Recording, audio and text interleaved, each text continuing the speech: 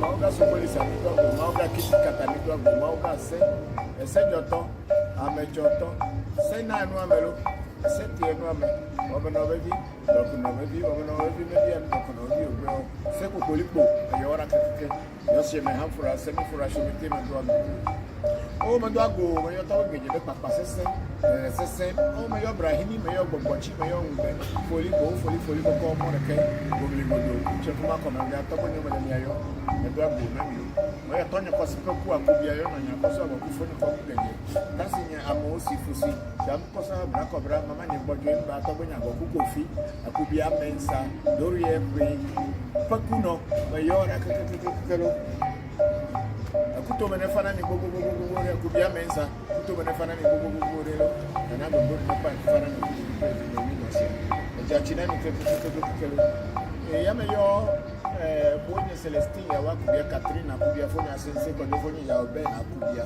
akuto menefana mi ya na gogbori menefana ni play mi atepe obuga ke meyo ni aso ewo mo atuche atukure akubia Cecilia akpene eka tebe mensa meyo mi na keke akuto menefana mi meyo awuno tuji oko tuji tabo tuji meyo kinikini asa kwancha haprazo meyo ra keke kelo ana jachina akuto menefana meyo boko anda fliso sofa mo abo jachina akuto menefana yameyo boko afachao ajobe akuto menefana nana gogo menefana chelo meyo uno honule gapo uno honule egbe agaga meyo mi afeke akuto menefana mi yameyo Togbe anani tretu le jita, togbe Abraham jivenu le chame toboko. Jachina mi ke yo mi apete ke sia. Yo po huno apetelo. Jachina mi ke. Ya me yo abe nyina si agotime. Okuto me na fana mi bubu mi na bubu na fana mo. Atepe umbuga ke. Mi na pendo ke na mia novi mia fo mia che. Abe eko otu. Abe mama togbe no hapedo na ona yi gomele mi atogbe nyoyo mi ase na mefa na okekekeke Philomena edu Philomena kwa nketia ofa sabri li ha ni lo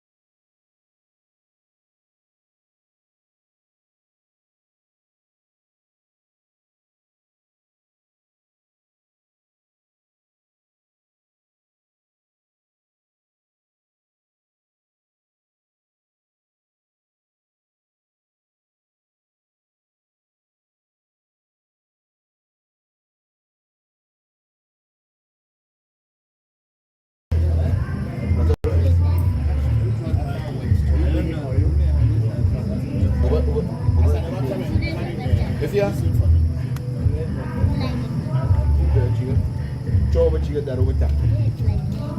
Não, faz aqui.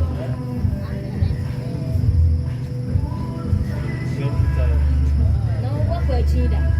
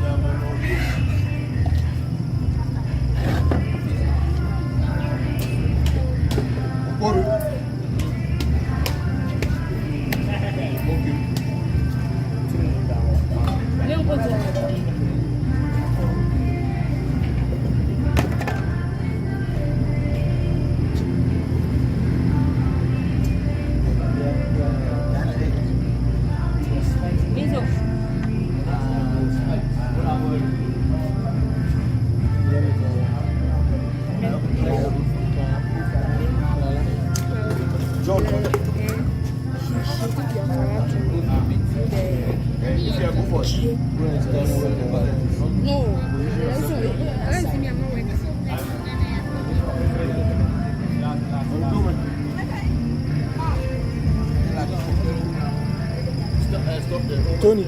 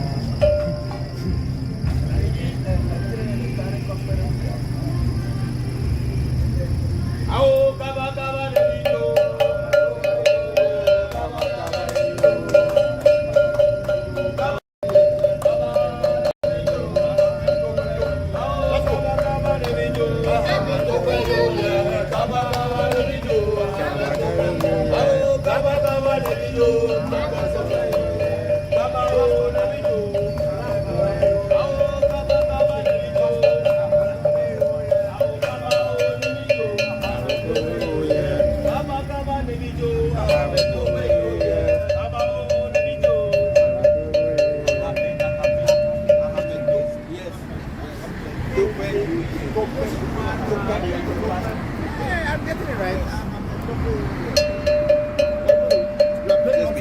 I'm not playing the children. I'm telling you, the sound of that one.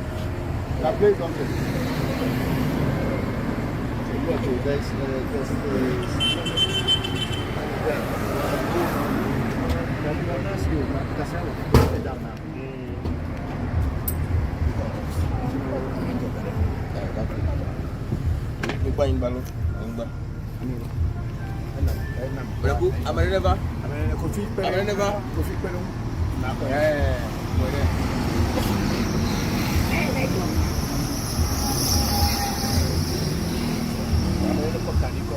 Me here too.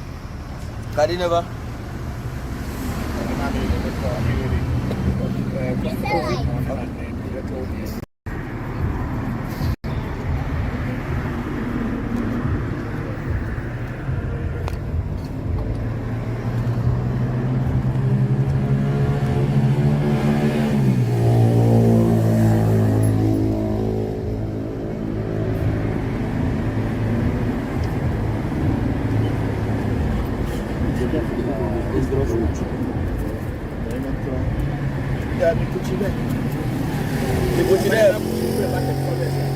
Bucket if you go there.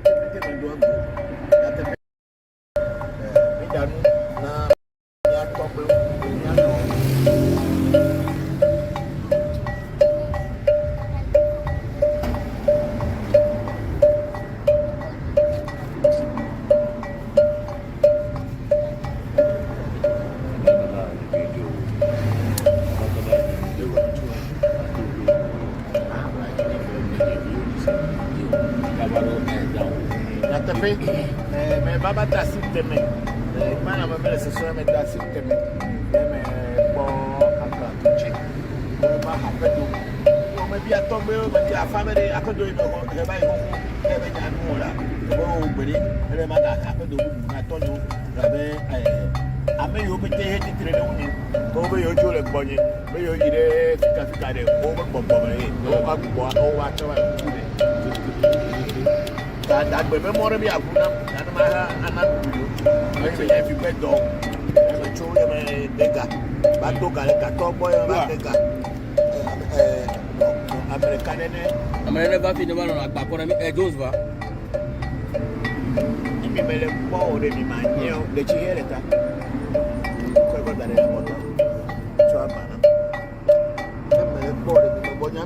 If you are not seeing, one day you will not know how to do it too.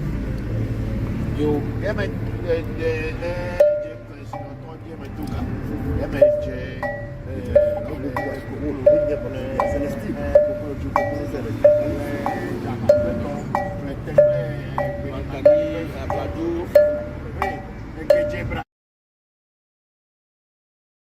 to pray to the Agbono Legba, which is the one which is here. Legba.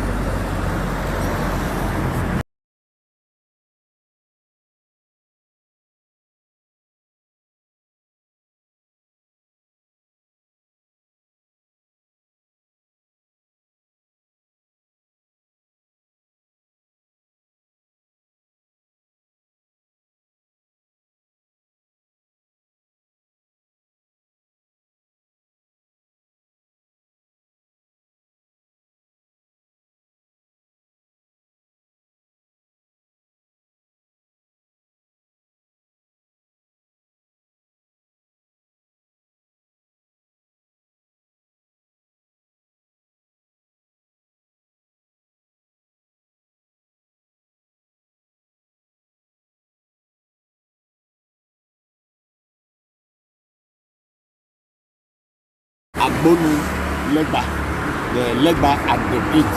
Agbo means gate. So we are going to pray to the Agbono Legba, which is the one which is here. Legba.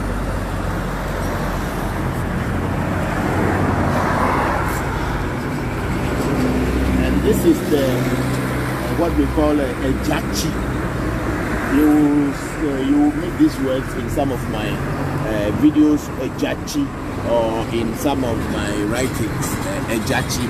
Ejachi simply is a corn flour, water poured on corn flour to use in praying to the spirits sometimes. So eja also means something like something that cools things down. So echi is water. So we say ejachi.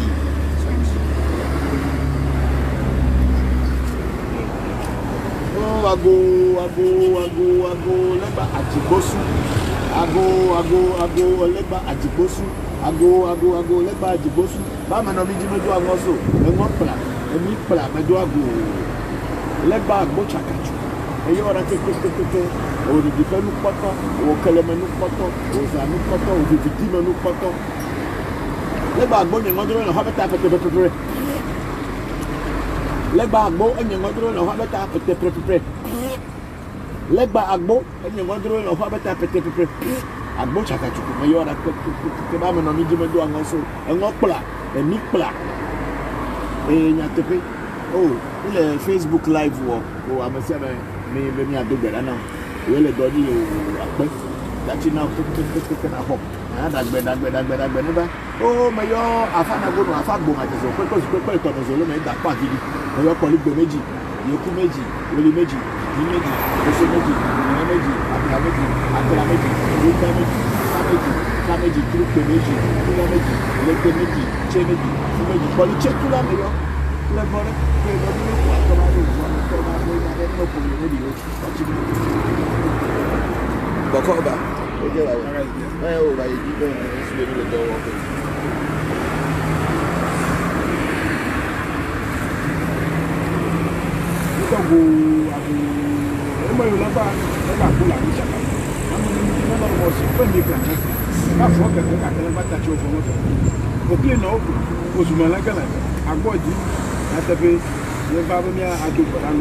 Yeah, you know, Facebook live. I let me jump on the plan now. I'm going to plan. I jump on the share.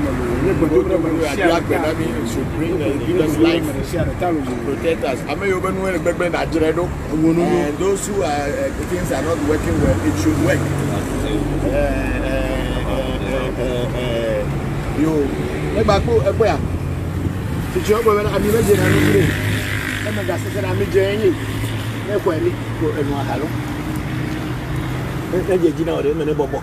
Let me see me over it. Because I may get good at being considerable. Because I'm a bobo, I mean, a pull a call me. Yantafe, I'm a real affidavit, and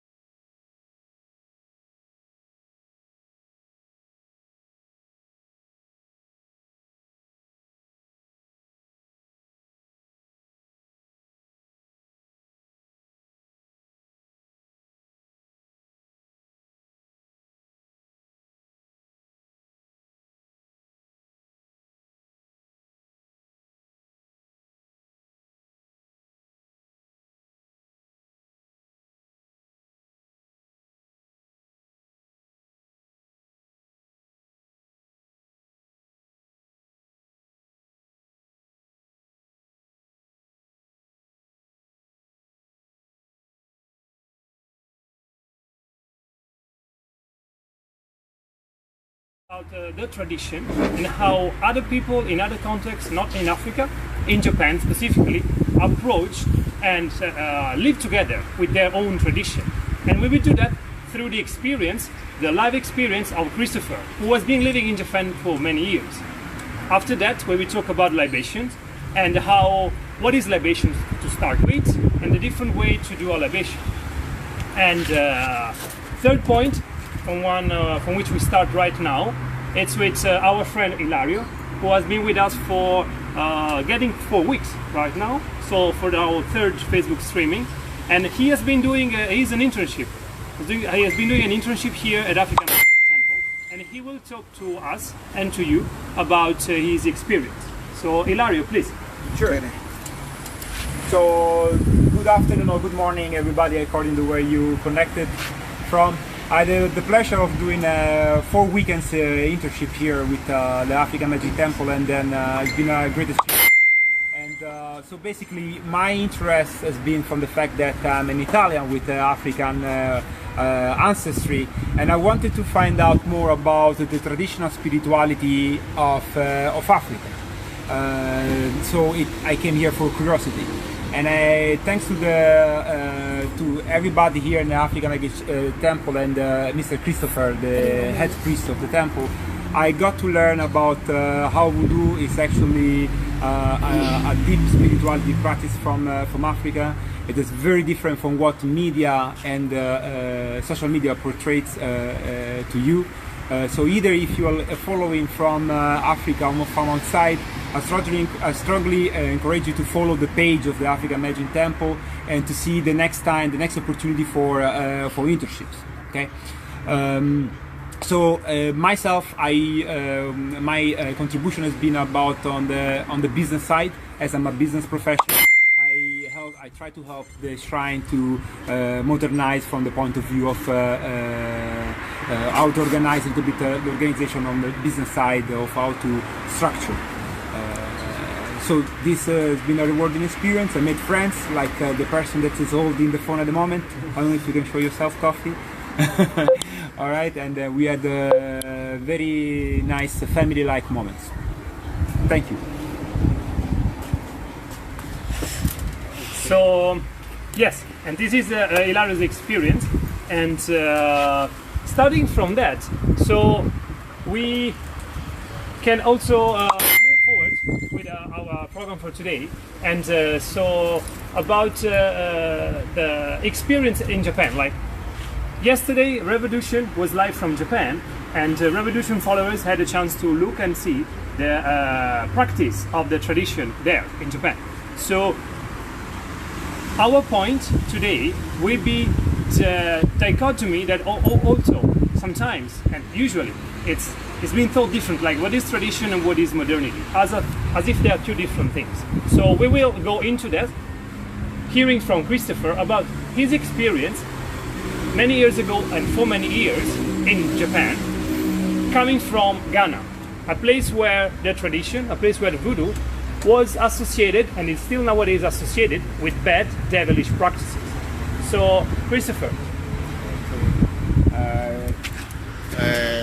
Good afternoon, everybody, and whether you are in Africa or somewhere, it's a good evening. I'm saying hello to all of you. Yes, we're talking about Japanese traditional spirituality, which is the same as nature spiritual practices anywhere in the world. Can be in Cambodia, can be in Ulaanbaatar, or in China, in Africa, in Tokyo, in Takasaki, or wherever in the Pacific, in Tonga and Suva, Samoa, all anywhere.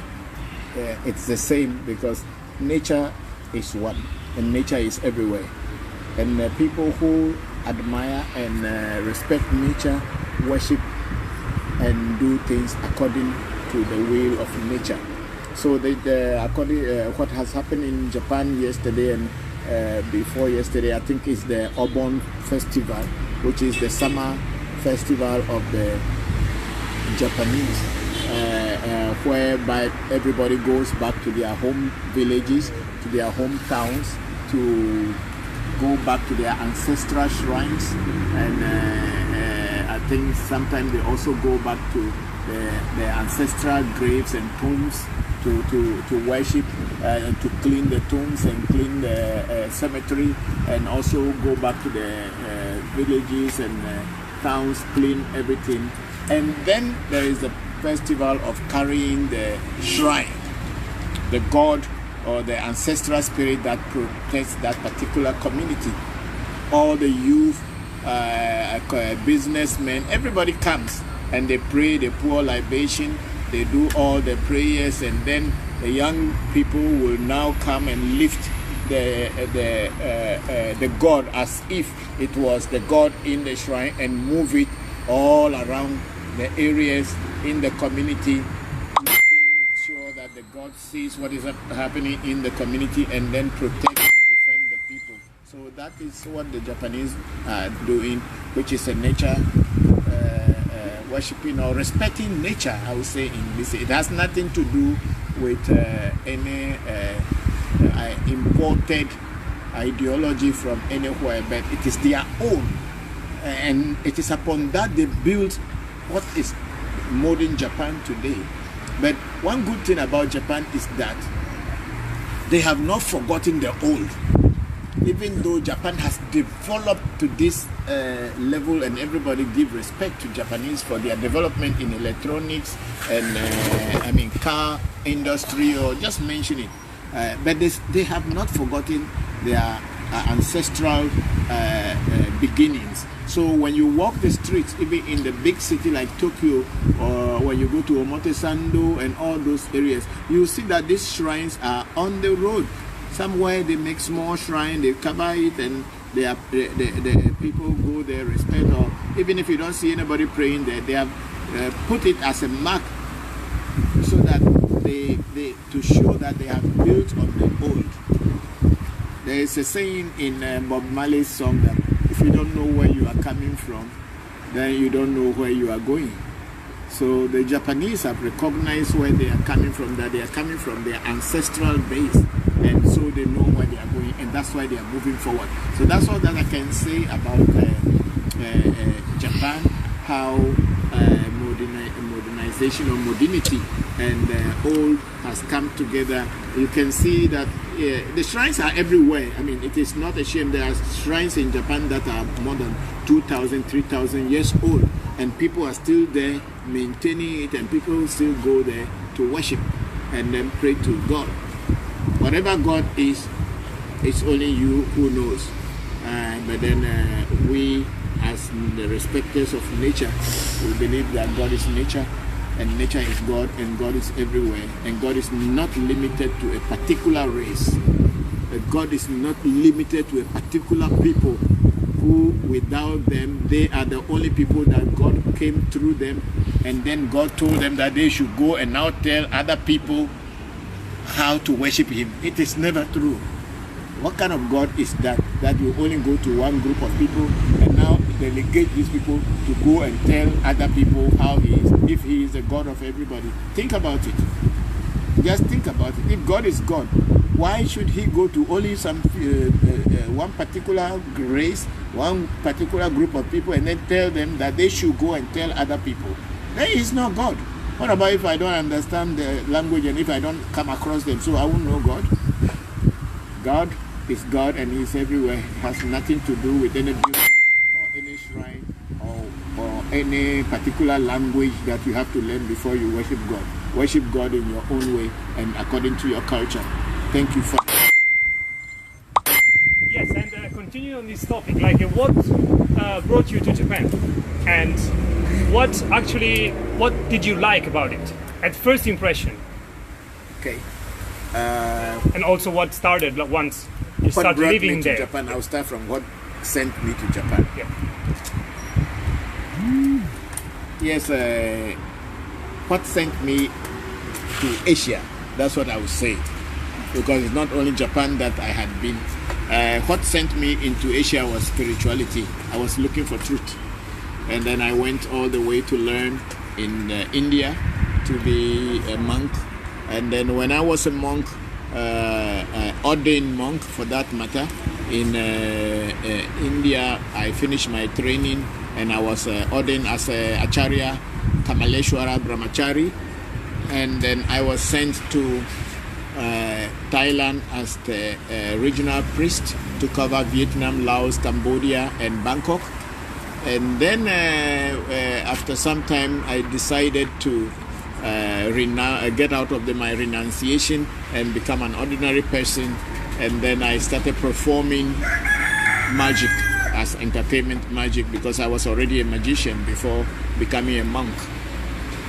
So when I was performing in Bangkok in one of the hotels called Dusit Thani Hotel, one of the 5-star hotels, and some Japanese found me and they asked my manager to send me to Japan to perform a 6-month show. And I went to Japan on their invitation to Osaka, and then from there I stayed in Japan for 6 months. I went back to Thailand, and then I again decided to go on my own to perform. And so it was looking up for the truth that sent me to Asia, and I ended up in Japan. My first impression of Japan as a country was the culture, the way people respect one another, and the way they respect nature, and the way they respect their ancestors. That's what made me to love Japan. And even until today, that's the most beautiful thing for me in Japan, because they love their culture and they love nature. They love culture, they love their culture, they love their people. The Shinto religion or Shinto spirituality is just like our Ewe Vodu, where herbs and nature is used to create harmony between humans and nature. Yeah, and would you say that for you being in Japan changed something on your perception of African spirituality, of Voodoo? Because my experience in Japan, when I met some Ghanaian people living there, I found in them like quite a certain openness towards like the African spirituality, towards Voodoo and let's say African traditional religion, the way that sometimes people use the word, but toward the spiritual practices. And the way they were telling me is because here in Japan also they do the same. They do something that's very similar, that Shinto is very similar. So they see that connection. So for you, was that meaningful as a point to, what was your idea at that time with spirituality, African spirituality?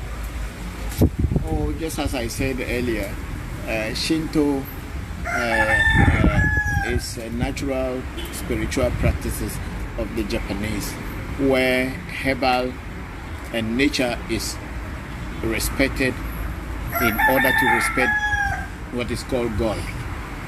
So my relationship with Japan, or my impression of Japan, because that really boosted my morale in the sense that I realized that if Japan has developed as they are still connected to their ancestral roots, connected to nature, so why shouldn't we Africans who have denounced our ancestral disease and wanted to make ourselves Israelites, wanted to make ourselves Europeans, wanted to make ourselves Jewish, we want to make ourselves anything else except African. So for me, Japan has really boosted that for me, and that's why I started the African Magic Temple from Japan. But then we came to Ghana to put it on physically, even though I had my small shrine in Japan and I was attending to people. But then when we came here back to Ghana, that's why we opened it big. So African Magic Temple originally actually started from Japan, not in Ghana, because of what I have seen. Oh, and this is very, very fascinating to hear from your voice. So would you say that like something like a pouring libation is something that we could also observe in Asia or in Japan? Yes, of course. One thing I have noticed, because when I was in Japan, I traveled a lot in Japan. I have been to almost everywhere in Japan because of my entertainment magic business. So Sometimes I will go to places where cars don't even go. As car driving automobile does not go, but Japan is a country of cars. We have to get down and walk, carry our luggages on our back, or people will carry it for them, and we'll climb all the mountains, go to the top of the mountain, and there is a whole village with a shrine, and people are there, and we'll go and perform magic in these shrines and places, as like this time that there is summer festival in Japan. Like this kind of time when I was in Japan is one of my busiest time, because I have to be traveling from one place to another just to entertain people even in the festivals. And one thing, when Japanese want to, Japanese pour libation, but maybe not the way the Africans pour it, but they pour libation. When the Japanese want to make a construction, or when the Japanese opens a new business, what they do is that they fetch alcohol in a glass, and then they fetch salt also in another container. They'll put this salt and glass on the land. They will make a bamboo leaves to make kind of a fence, like a small shrine. They will leave this at where the construction is going to take place for about a week or maybe 2 weeks, I don't know exactly. What they are doing with that is that they are appeasing the spirits of that land before they will put their building on it. They want the spirits to know that they are coming to disturb them, or they are coming to do something here. So they are asking for permission by giving that drink and all this thing. And then when they the days that they are supposed to put it, I don't know the exact amount, I think 7 days or maybe less or maybe more, I don't know. Then when that day has passed, they will now come and take these drinks and pour it away, and then they'll start their construction, whether it is going to be a skyscraper or whatever. The Japanese will first appease the spirit of that particular portion of the land, or the whole land that is there, the spirit that is there. They have to give it a drink, and then before doing anything that they want to do. So that is very, very interesting and very, very beautiful, because you respect nature and nature will respect you back. Yeah. So there must be a place for nature in a culture. Everything. And this connects with a question from Sankofa Hema from Ghana, and was asking is that people think that it's just science and technologies that help these Asian countries to develop, as if there's no space, and spirituality, tradition has no space in that. What is your idea? What is your position? Yes, I said earlier that the Japanese build on the old. That's why in the city they have shrines. Even in Tokyo, as the capital of Japan, where Tokyo is one of the most advanced cities in the world, if not the advanced one, but it's one of the most advanced cities in the world, Tokyo. You even see shrines on the roadside where people put something like they put drink or salt, or they offer something. And Japanese are not only technological people, they have a deep root in their tradition, their culture of ancestral worship or ancestral respect. You cannot build anything in a vacuum. You build on something. So Japan as a country was built on what the ancestors left, and they have not forgotten that. So they always give respect to the ancestors. So when you go to every Japanese home, in their houses, every Japanese, every true Japanese has got a shrine where they have their ancestors, their names written on a plank of wood, or a special ceramic or stone or whatever, and they put them all down. And this shrine, every morning they go to this, pray to it before getting out of their house to go and be to go and do their busy activities in the day. They don't do anything. They will not go out just like that. If the person does not have it in his apartment, but then in his village, in their main home, their fathers or grandmothers or grandfathers have this thing, and they do that prayers every day before going out. So, and also like I was talking about the Obon festival. The festival is a festival about bringing the dead spirits of the ghost back home. You bring the spirit of the dead people from the cemetery. They bring them home, keep them in the house for about a week, feeding them, changing water for them, giving them alcohol, giving them a tea and all these things, for giving them fruits and cooking foods for them.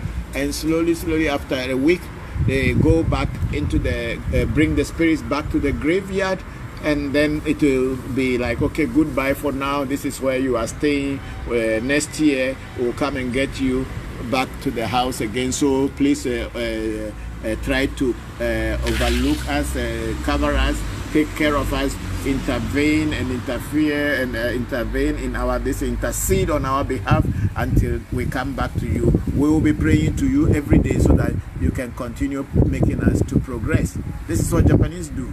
And those of you who are very conversant with the Japanese sword, the katana, the Japanese sword, which is so sharp that when you drop a silk on it from the air, when it comes, it will just cut it by itself. You don't even need to swipe it.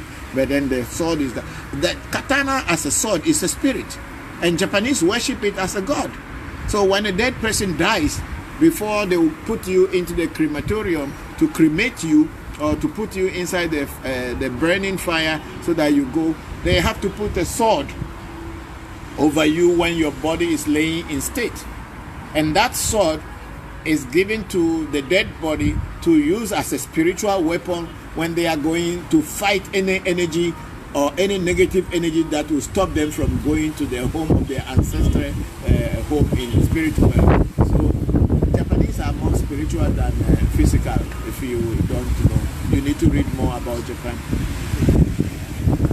And we have at this purpose a question from the Andre Radford from Arizona, US. And was asking is, so do you believe that Japanese got these spiritual practices from Africa? No. Or are they Africans who migrated to Japan? Okay, Japanese did not get the spirit from Africa. And then there is part of the Japanese history which says that there are original people who were living in Japan were black people.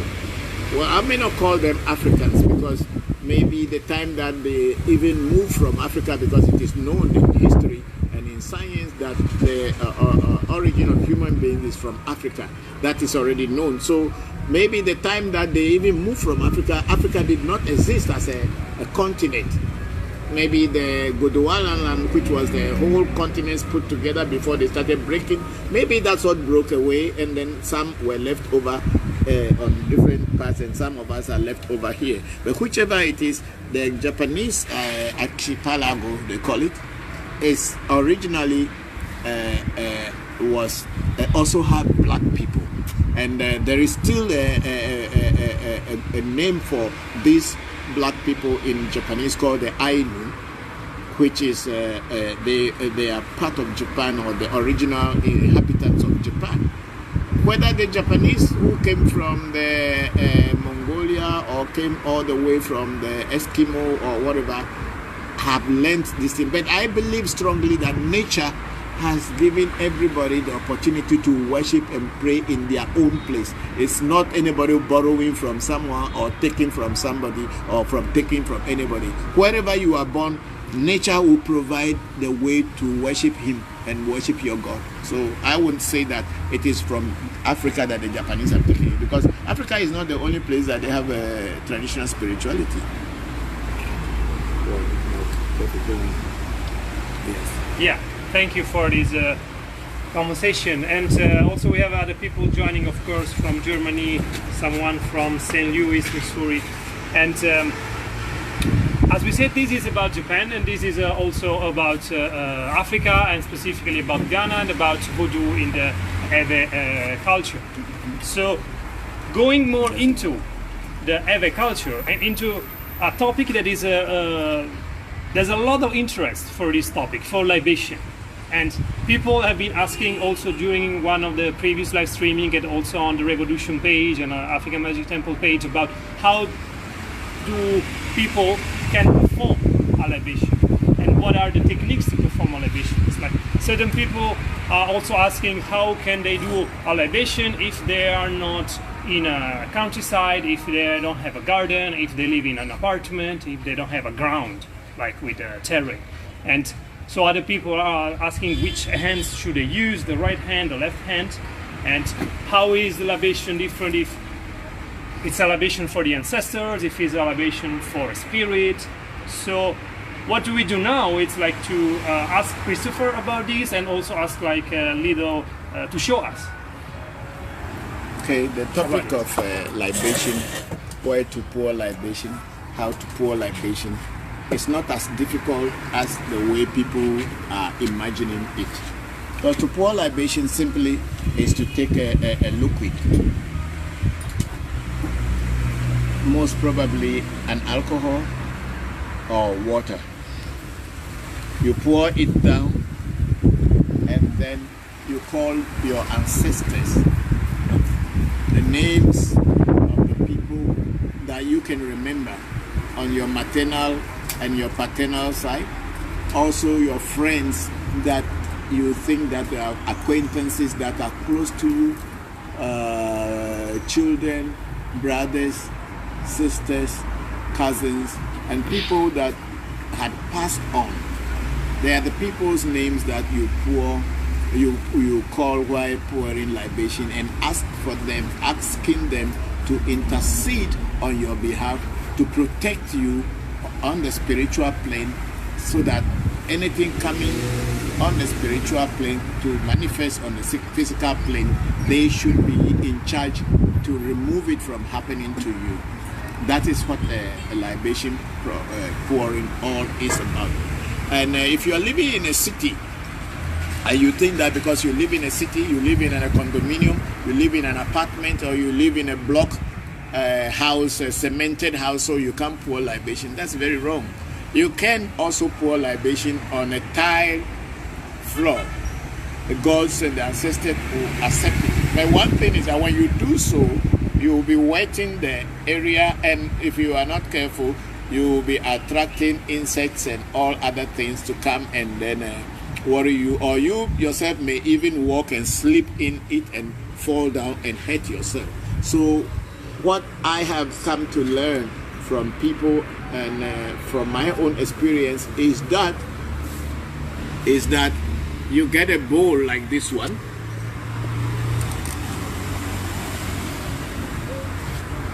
You get a bowl like this one and fetch sand into it. Fetch a sand into this one.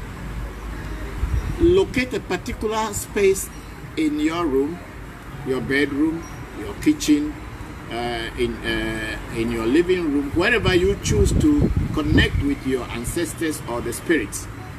And once you get that place, make that place a sacred place. When I say a sacred place, keep that place specially for the ancestors.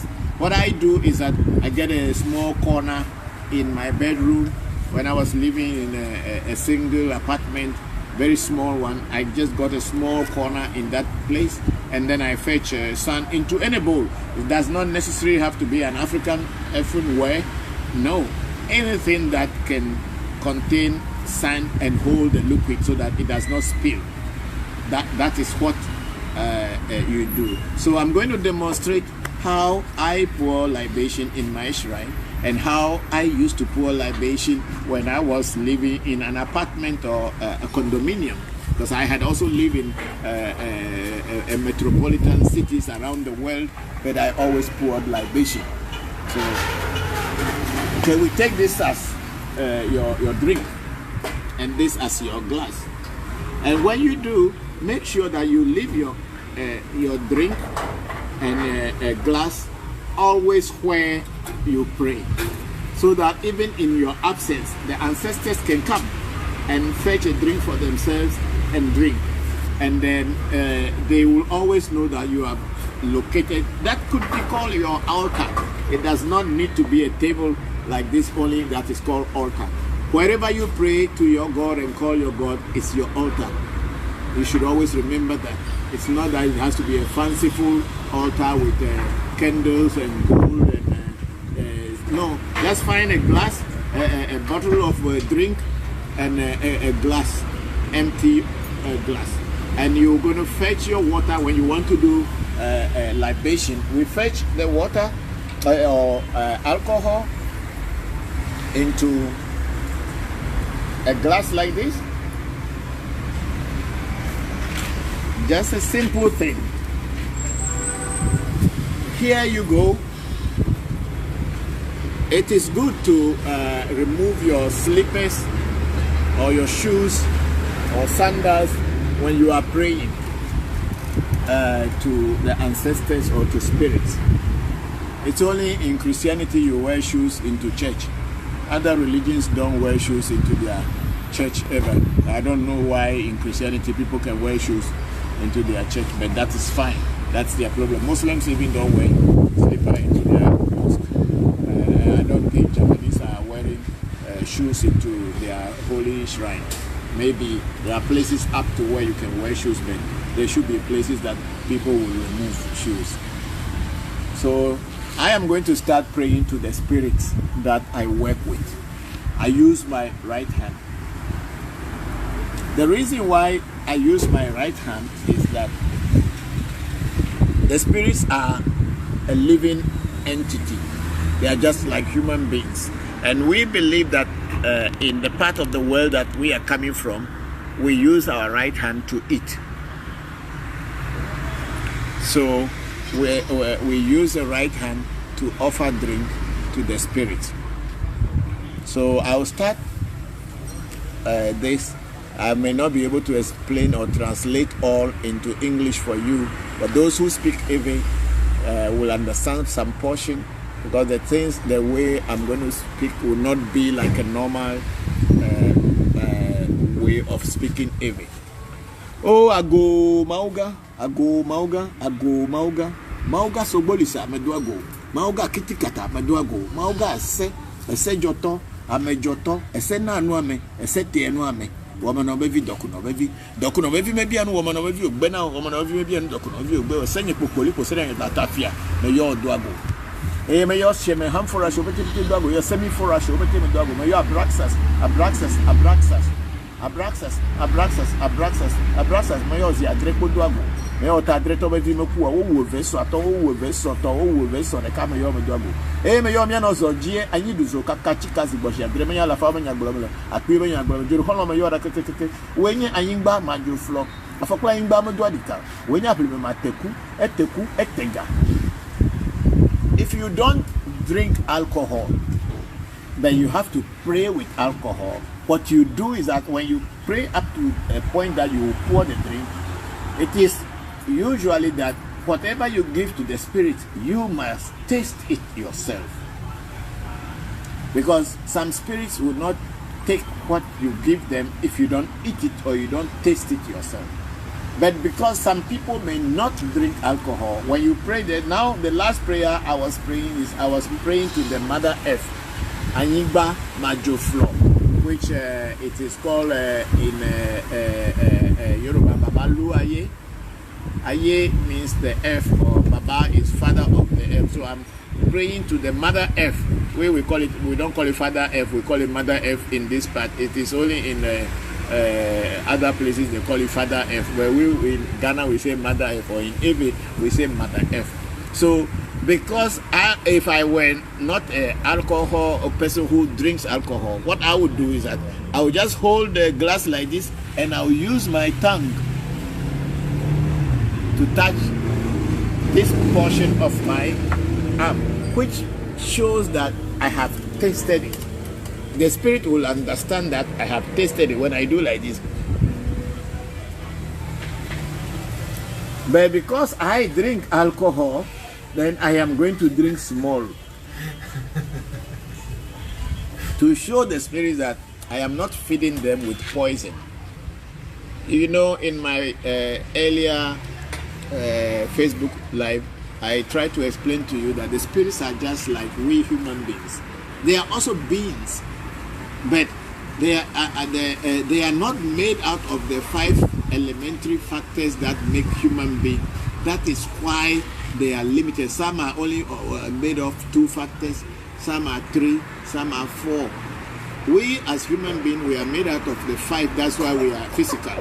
So they are also beings. So when you are feeding them, if you are going to feed them poison, when they notice it, they will not take it.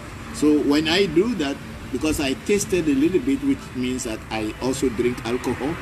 I am not a malam. I'm African traditionalist. So alcohol is our part of our practice. So then I pour it down like this. That is when I call some of the spirits that work with me. But then I did not only call the spirits that work with me.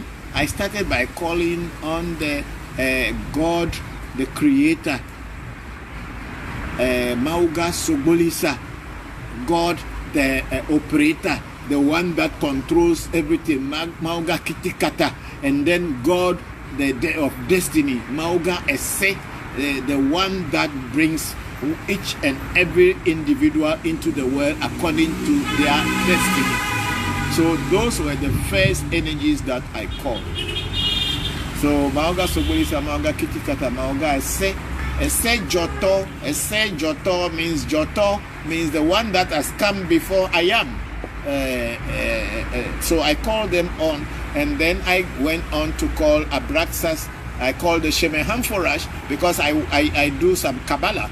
And in Kabbalah, there is the 72 holy names of God, of the Hebrew God, which is the one that most people are conversant with is Jesus. But then in the Hebrew Kabbalah, there are 72. Jesus is only one single out of the 72. But most people don't know. People don't even know the rest. So I call upon those Shemehamforash and the Semiphorash. And when I left that one, I went into calling the Abraxas. Abraxas is the divinity that is the Christ consciousness. I'm not talking about Jesus of Nazareth, but I'm talking about that consciousness that pervades everything, whether it's in Buddha, in Krishna, in Shiva, in Muhammad, or in Jesus of Nazareth. There is one energy called the Christ consciousness, which pervades everything. That is called the Abraxas. So when we initiate you in African Magic Temple into the temple, we initiate you into Abraxas, and Abraxas is the one that breaks this into the psychic plane, whereby you can be connected to the psychic plane. So when you go into dictionary or into Wikipedia and all this, when you find the Abraxas, they will explain to you what the Abraxas is. So those energies, I work with them, so I call them. Now I am going, then after the Abraxas, I call the Mother Earth on which I stand, because at least it's the one that feeds me, and when I die, it's the one going to take me away. So I also pray to it. So now I go to the other divinities that I work with personally, which some may be known to people, some may not be known to people, but then they are the ones that I work with. Then I call Akain Bechu, Akain Monova, Akain Jevova, Akain Busuma, Akain Trovova, Akain Manuva, Akain Dufia, Akain Manu, Atawaka, Gavakan. Belipa vimegwa hajado akupela bamejoje fieto banso metedojo meyomi nuda okogba obowo akaku apemio zango meyomi play vio yora keke wo jok pata jomaku afokeme vole monje chime vole Voodoo megbere okokolo ku atole fofo menjogbenyo okebe jogbenyo meto aye menjogbenyo meto aye ma moji oto anu kware pele venyinyi le pe megbeto ba jo tuzo pele gu omo no tepere ka jok pata be ele hafi jo vonva jo nyenyi jok pata obe fia jok pata metro megbeda molo afifa gbe wilie dina Jokpata nena afi nya jolo Jokpata Jokpata nya tepe me yo mesi megbo jide to to wedente apape luluti zugbo lu ajima ogboju kuro do jalo lo pe nko me valentine fafa me va lojo na pefu agosa pate me yo atigeri me yo goro vodu me yo ra kenken alafia. Then I pour the drink down. Now I call my, I'm going to start with my ancestors now. But then an ancestor is a person who died and passed on. But our stool, which is the family a unification point, or where the ancestors and we the living meet, is the stool. Sometimes it's called chieftaincy stool, chieftaincy stool, or whatever it is. So I'm going to call that stool because of that stool I am. Because if I was not born in that family, maybe I would have been born in a different family. But because I am born, or I was born in that family, I pay homage and respect to that stool too. So the name of the stool is Geje. So I'll call his name, oh, Tobe Geje. Now I'm using both hands. I am not using only the right or the left. I'm using both hands. So I pour it. That is my direct ancestral base from which we, the living and the dead, meet. So, oh, Tobe Geje. Now I'm going on to the ancestors, and I'm using my left hand, because we believe that the right hand is for the living, because we use it to eat. So when people pass on to the other side of the thing, they are regarded as on the left side. They are no more on the right side of life. So they are on the left side, because in our culture, the right represents the living, and then the left represents the dead. Now I use the right to pray to the spirits that are working with me as a living entities. Now I am using the left to call my ancestors. Meyo brahini meyo bobochi meyo ngbe meyo foli koko mo de ke gomni godo kluche kuma komnaga ni ba kwa kane me meyo tonye kospeku akubia yo nanya akoso agoku efoni koku geje tasinya mosi fusi jam koso brako bra meyo mi meyo mama nye gbojo mbara to gonya agoku kofi akubia mensa doro epe ngbe peku no kwa harana mi ke meyo ponye Celestine ya bakubia Katrina akubia fonya sense kojo fonya ya oben akubia meyo mi ba kwa ha meyo miasro ewo Voncujovi achupe akubia me kwa harena oyo Cecilia akpene eka tepe mensa ba kwa hana miano kuto me nefa na mi gongongo mi na gbegbonu nefa na nyichema no yemeyo awuno tuji Bokor tuji tobo tuji meyo kinikini hasise gboju barasu baragonana ba kwa ha meyo Bokor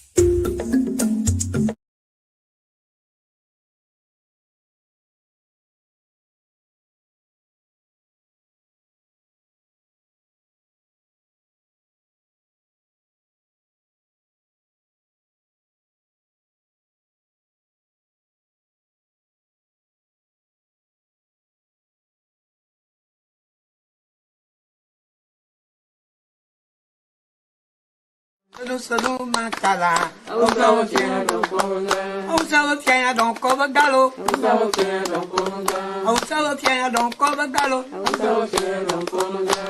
Salu matala, Salu matala, Osawa Tiana don't cover gallo, Osawa Tiana don't cover gallo, Salu matala, Salu matala, Salu matala, Salu Tiana don't cover gallo, Salu Tiana don't cover gallo, Salu Tiana don't cover gallo, Gabriel, Salu Tiana don't cover gallo, Salu matala, Salu matala. No le vamos. Mesa. Akubia mesa no kono. Da beleba. No no vamos no. Declara. Bone dada bodo le amusu sa.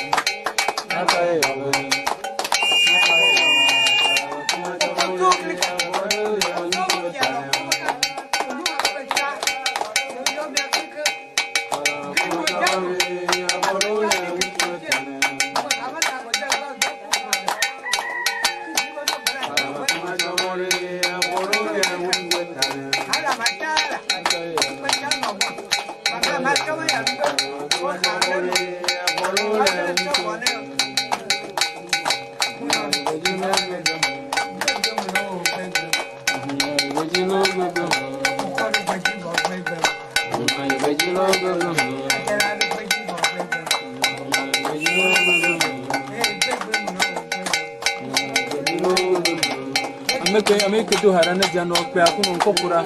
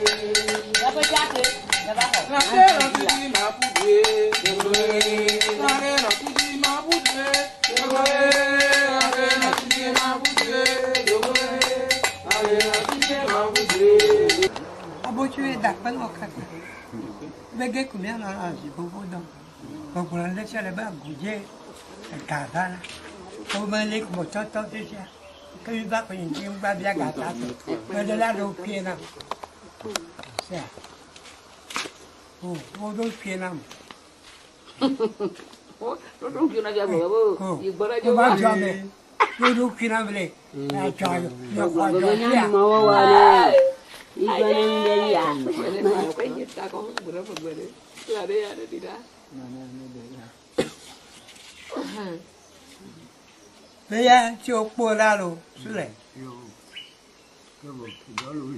Dale ni aso. Humoku mi kula. Malo le ye humoku. Abocho.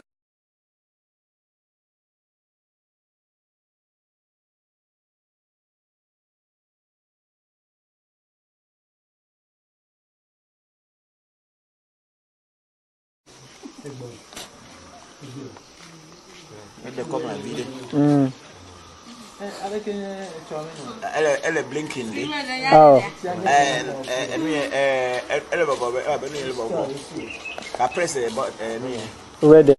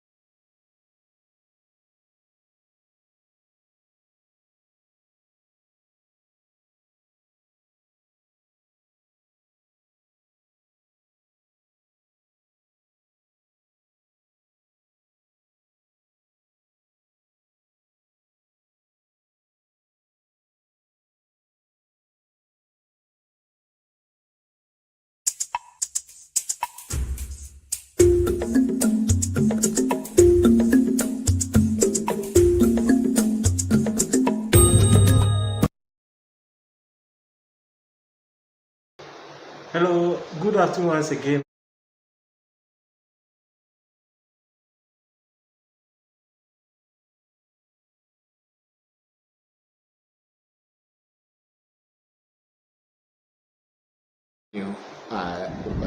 Waiting for your questions so that we can give you answers that we have. Thank you very much.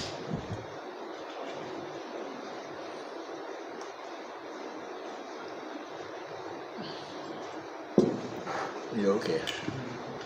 Oh, mauga sobolisa, maduago, mauga kitikata, maduago, mauga esse joto, amejoto, esse na ame, esse tieno ame, woman of every docuno, baby. Woman of every maybe an docuno, of you, weird docuno, of you, woman of you, we'll send you mayo, send you popolipo, send you that tafia. Segla, megla, mayo rakake. If you need to do a segment, a strong de le sesime.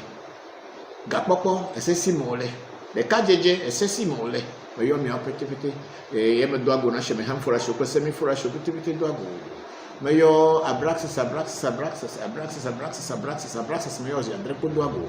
Mayo tadreto, baby, verso, the cat. Mayo meduago. Mayo miano zoje, and you do so cacachikas, bojadre, and la faba naglomilo. Akpi, when naglomilo, Jurhon, mayora, when ye anigba, majoflo. A for climb Bamanduarica, when you have a matepu, etega. Oh, my kind, but you're kind, my kind, Jehovah kind, Musuva kind, Trova kind, and you are kind, if you are kind, and you are Tabaka, the other kind.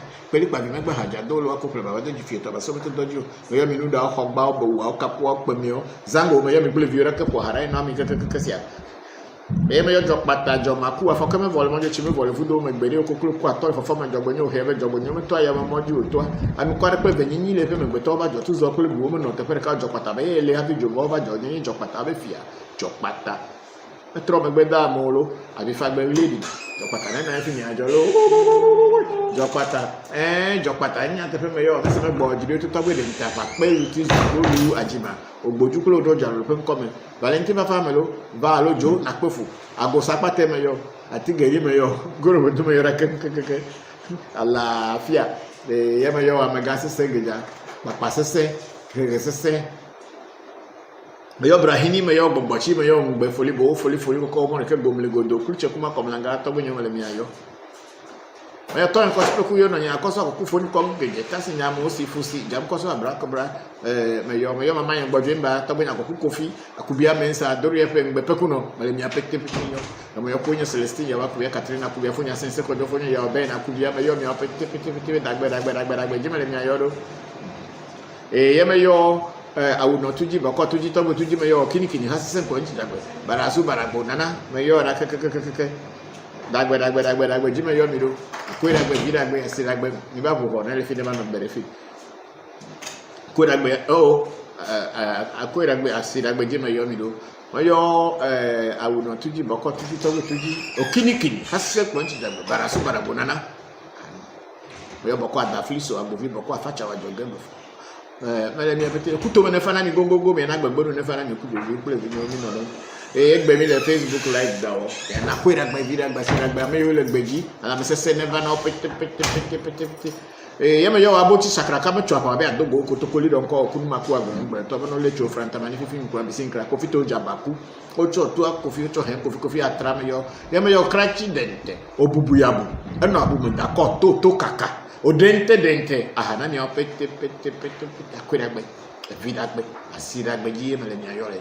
Mayo Miokake, but do it to Toge, Mayo, to be a Siade, Mayo, Miokake, for Clam, Mayo, Mayo, Afana Bonu Fabo Majeso, Quicker Thomas, Lemon that Babi, Mayo Meji, Kumeji, Meji, so many Meji, Ablameji, Aclamedi, good damage, some Cabbage troop, Meji, Tulameji, Letemeji, Chemeji, Fumeji, but it checked Tula Mayo, Clubhouse, what Tomado, and never put any look.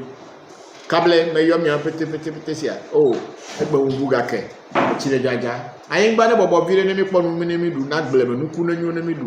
COVID-19, hello, coronavirus, Chachar, oh, the Kukuminabera, Mopetibitibala Manesse. I may be like Beijing, America, England, UK, Europe, India, Japan, Pretopete, Godo, Asia, China, Pretopete, Godo, one of the Godo ni amile du amen. Na dagba never na masese never na milo. Dagba. Yes, my brothers and sisters, ladies and gentlemen, wherever you are, we are at African Magic Temple, transmitting on ReVodution, the real Voodoo education platform. We are now ready for you to send us your questions, and we are here with all the ancestors that I have just called and the spirits that I have just called to be with me, so that we can be able to answer your questions. Thank you.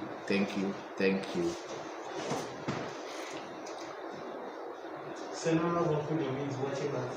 Hello, Sena, how are you? Thank you very much. Ghana has been raining this from this morning. I went walking and I was really beaten by the rain.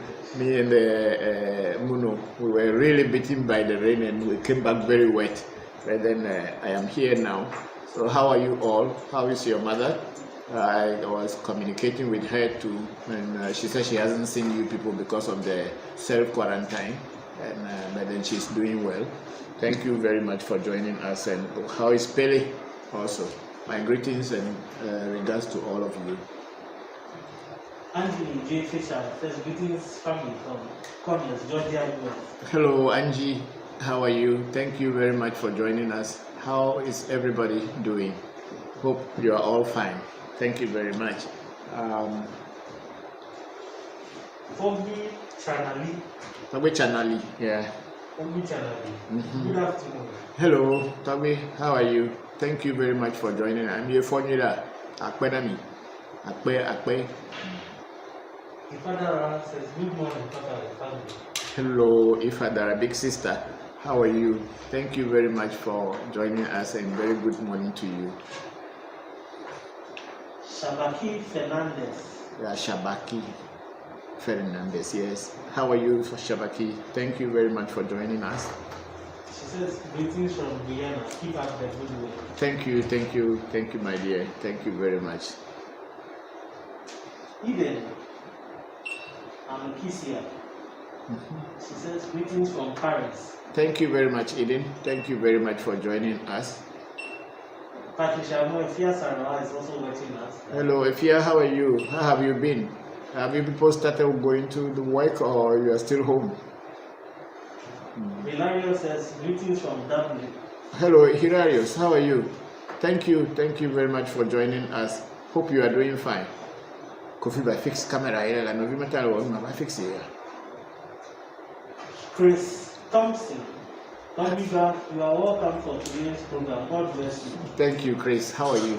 Thank you very much for joining us. We are very grateful to all of you for your continued support and joining us. Efo Julius, Tommy, what can I do to get away from envy from my friends?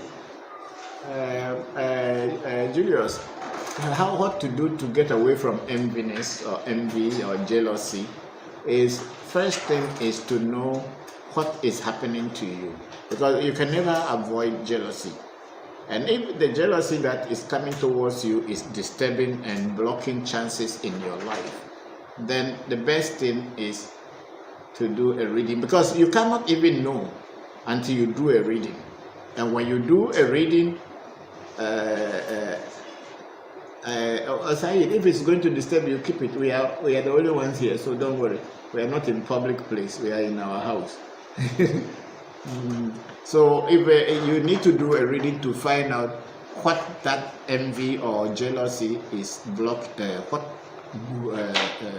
blockade is bringing in your life, then once you know what it is bringing, or the disturbances that it's bringing into your life, then you just do the necessary rituals involved and block them. Because human beings, you can't say that you will avoid people being jealous of you or people being envious of you. But what you as a human person should do also is that each time try to continue protecting yourself, building fences around you, so that that energy of envy and jealousy cannot penetrate through that fence and disturb you. There's no way you can avoid envy and jealous. It is there for everybody, so you just need to be protecting yourself and then getting away from it, in the sense that they will be envying you, but that envy and jealousy cannot come and distract your focus. That's what you should think about. Thank you for the question. Gaius Glaber, greetings Tommy from London. Hello Glaber, how are you? Thank you very much for joining us this afternoon. We are very grateful for your continuous support. Good afternoon. Says, please educate us on pouring libation. Okay, I think pouring libation, we have done some few videos on that. But then since you asked, I will briefly just say a few things, and then we will continue with that. Pouring libation is simply like what I have just done. You get a liquid, most probably alcohol, or even if you don't have alcohol, you can have just pure water, or water mixed with corn flour. Sometimes you use coconut water, especially when you are looking for favor from the ancestors to open doors for you for favor. And also when any of your spirit or voodoo that is with you, or any entity that you are working with, and it is not working, or it's not listening to you, or things are difficult, you get a fresh coconut water instead of alcohol, and then you mention the name of the voodoo, just like I said. This is this thing is called Abochi, and because I know his name, that Abochi, also talk about Abochi, this is your drink, and these are the difficulties I am facing. Please open the doors for me so that these difficulties will pass me by, so that I can continue working for God in your name. Then I pour, and that's it. It's as simple as that. So libation pouring is not anything difficult as people are thinking, but you must know who you are pouring libation to. If you are pouring libation to your ancestors, you must know their name. If you are pouring a libation to entities that you work with or you have associated with, or even if you have not physically associated with them, or you are not initiated into them physically, you know their name. You can just call their name and tell them you have given them drink. It's just like someone coming to your house and you give the person water to drink, or you give some alcohol, or you pour a glass of wine or anything for that person to drink. So libation pouring is a very simple thing. It's not anything at all difficult. Just know that you have to mention the names of the people you are pouring or whatever you are pouring the libation for. There is nobody's name called ancestor. There's a lot of mistake the people who are getting into African traditional spirituality make. Oh, my ancestors come and drink. Who is your ancestor? You must mention the name who your ancestor is. There is nobody called an ancestor. When I say there is nobody called an ancestor, means I have my ancestors, you have your ancestors, white people have their ancestors, Asians have their ancestors. So there is no particular person called an ancestor. An ancestor is not name of a spirit. An ancestor is not name of anybody. People who died and you are calling them your ancestors, they have names. Use those names, because their blood is what is running inside of you. You have a lineage with them, blood lineage with them. That's why when you pour libation for them, they will listen to you. But you cannot go and pour libation and say, oh, my ancestors come and drink, have a drink to drink. Who is your ancestor? You must know who you are calling or who you are pouring a libation for. You will get answers. When the person who hears your prayer is around, when you pray, answers come. But when there is no one that hears your prayer, you can pray from morning to dawn until your throat is dry. Nothing, no answer will come. So know who you are praying to and what you are praying for. Then you get your answers. Thank you very much, Julius. Senna says we are all doing well. Thank God. Thank God. I'm also trying to be fine here. This global citizens. Hello. I relocated to Ghana last November, and I am now understood as Queen Mother in the Northeast in Paga. I have a strong urge to learn Voodoo. I have no idea where to start. Where do I start? Madam Queen Mother, you see, even when the people have installed you as a Queen Mother in Paga people also have their traditional things. You see, Voodoo is not limited to the Ewe people as I had been teaching. We in Ewe language, we call African traditional spiritual practices Voodoo, or generally spiritual practice is called Voodoo. In all other cultures around the world, whether it's in Bhutan, it is in Kyrgyzstan, it's in Saudi Arabia, in Europe, Russia, they all have their indigenous traditional spiritual practices. And if we the Ewes want to talk about those indigenous traditional practices or spiritual practices of these people, we will say, oh, the Voodoo of the Russia people, the Voodoo of the Chinese, the Voodoo of the Congo, the Voodoo of such and such places. So, where you have been installed as a Queen Mother, the people who install you should have some idea about traditional spirituality. Why did I say so? Because traditional spirituality and kinship, this tool, they are all connected as one. We don't install people as chief just for the namesake. It must have some spiritual connotation.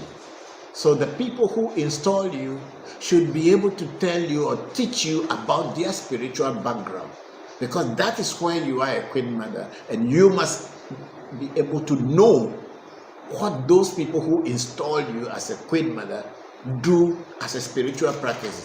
Because when people come and ask you what is the spiritual practices of the people who install you as a Queen Mother, and you are coming to talk about the Ewe traditional spirituality, it is totally different.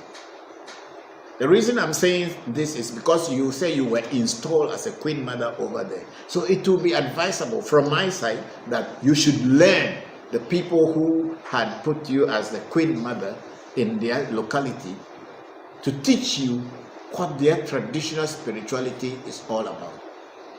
After learning that, and if you want to add other ones to it, sure, people are here to teach you.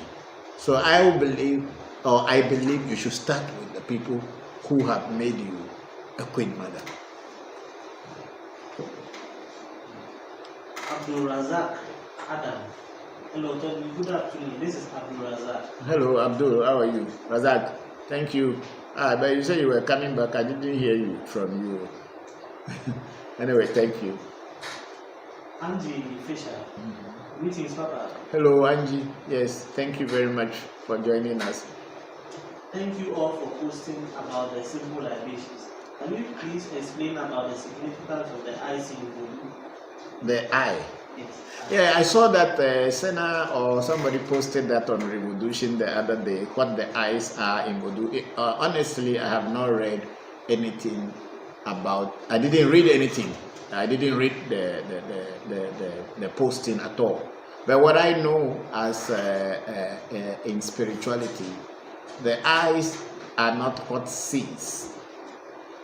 The eye is not what sees. It is the mind that sees. Why I say so? The eyes are just gateways to receive the waves from the object that is you are looking at. Because every object, every entity, like I was teaching the last week about the futures when there is a bodiless soul, every entity, physical or visible or invisible, has got a vibration or a wavelength that they emanate. So everything that we are looking at, our eyes are just like a camera, picking the vision of the object and sending it to the mind to see and translate what it is. So the eyes are just gateways, but it's the mind that sees. Take for instance that yesterday they are talking something to me. Yesterday I was going to talk about this, about the seeing and not how we see. And then my dog, we just kicked her out because she's been disturbing me under the table. And the dog was scratching itself, using the hind leg to scratch different places. Then the message came to me that, okay, look at this dog. It's not seeing the place that is scratching, but it can directly take its leg to that place and scratch it. So it is not the eye that is seeing, because even if you have a bone or something stuck up in your mouth, you don't need to see it. Once you take your hand to that place, you will be able to pull it out. So it is the mind that sees. So you can see, like those of us who have the sixth eye or the sixth sense, and or what you call the, what do they call it? No, there's another name for this. The third eye. Yes, people call it the third eye. Some of us who have the third eye, that's why we are able to do readings without being at the place, but just be able to transform our minds to whatever had happened in the past and be able to see it, and then we relate and translate it on the physical plane. So the mind is what actually sees. So when you train your mind very well, you'll be able to see even with closed eyes. I remember many years ago, there was one student that I had called Kwesi Lagor. We were living in Japan, and then he was my closest friend actually. And then I came back to Ghana, and he still remained in Japan. So at one time I went with the children, Sena and Pele and their mother, on holiday back to Japan. And then I wanted to teach some spiritual secrets to Kwesi Lagor. And I invoked one of the entities that I work with in a bowl of perfume oil, and I invoked the spirit. When I did invoke the entity came in the bowl of oil, and then he could see the entity, and the entity was communicating with him, and I was just taking note of what the entity was saying or whatever Kwesi was seeing and was telling me, and I was taking the note. So when I was telling Kwesi what was happening in what he was looking in, and I was sitting on a chair. But then I was telling him what is happening in the bowl. Then he asked me, how do you know? I said, no, I can see, even though I am not looking inside the oil, but I could see everything that was happening there, and he couldn't believe me. And then after that section, his eyes couldn't open. But then he was able to walk from his house to the train station and bought some items and came back to the house. And he was telling me that, hey, that time not many people called me Papa. He just called me Chris.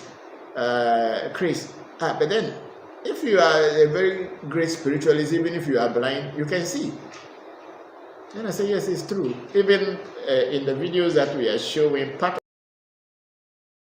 the videos that is the ending, the lady who separated me, my mirror from the mirror of the old man, she's a blind woman, but she is seeing everything and she can do anything for me. So it is not the physical eyes that see, but that rather the mind that sees. The eyes are just gateway. Ola Said Adin Kuli. Ola Said Adin. Ola Sai Adekule. Adekule, yes. Greetings from Nigeria. Hello, Saeed. How are you? Thank you very much for joining us. Hilarious says thank you. He's doing fine. Thank you, Hilarious. Thank you. So, Angie, that is the explanation on the seeing, the eyes. The eyes are beautiful, but then they only receive the 10 mantras, or they receive the in Hinduism, or in Sanskrit it's called 10 mantra.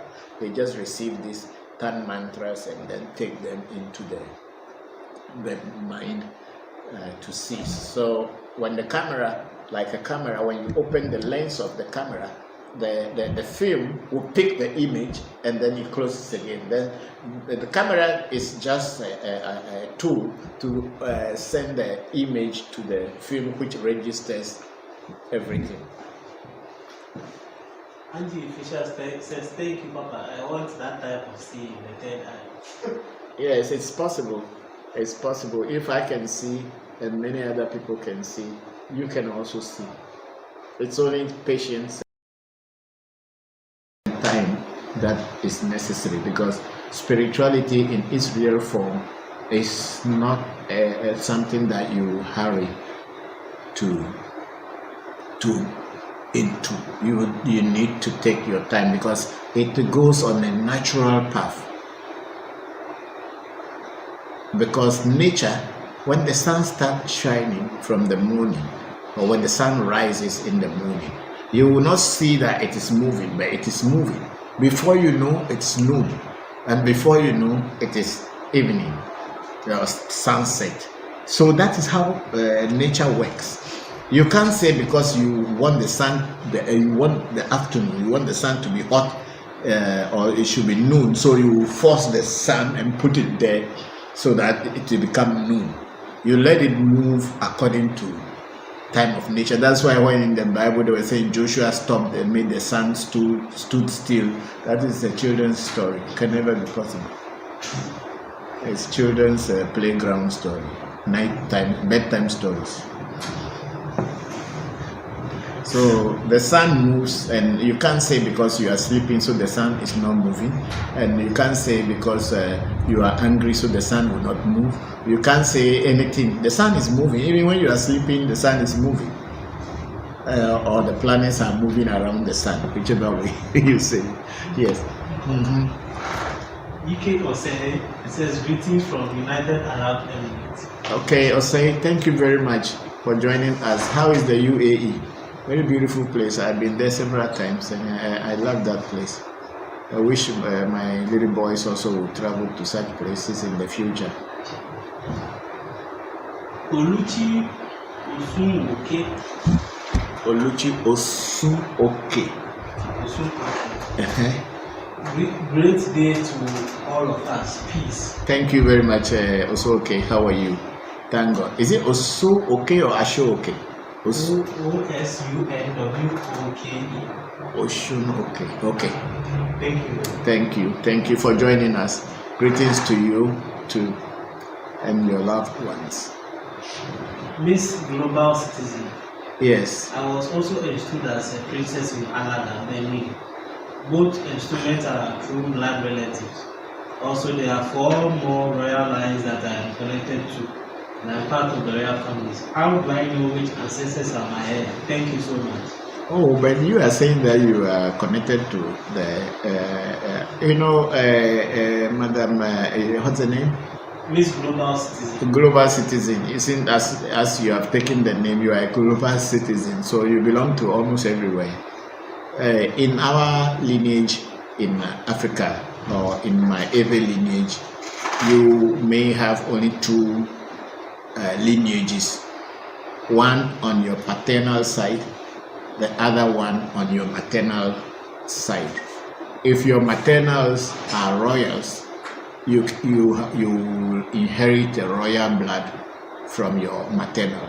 And if your paternal side too is a royal family, then you will inherit a royal blood from your paternal side as well. So you, as one person, will have 2 royal lineages. which is very common because most royals want to marry into royal families. So that's it. The paternal side is royal and the maternal side is royal. So if you have had this initiations or installments, the people who are installing you or who had installed you as a queen mother should have informed you where your lineage to the enthronement is, where the lineage to your enthronement is.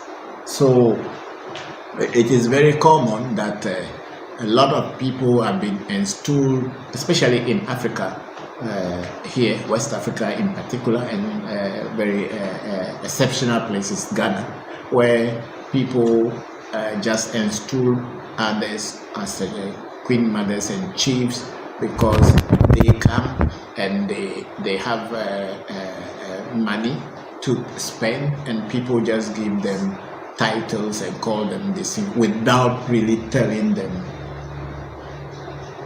what they are putting them into. We call those people most of the time the development chiefs or queen mothers. A development queen mother or a development chief has nothing to do with royalty. I must be very frank and clear. A development chief and a development queen mother doesn't have anything to do directly with the royalty of the people at that place.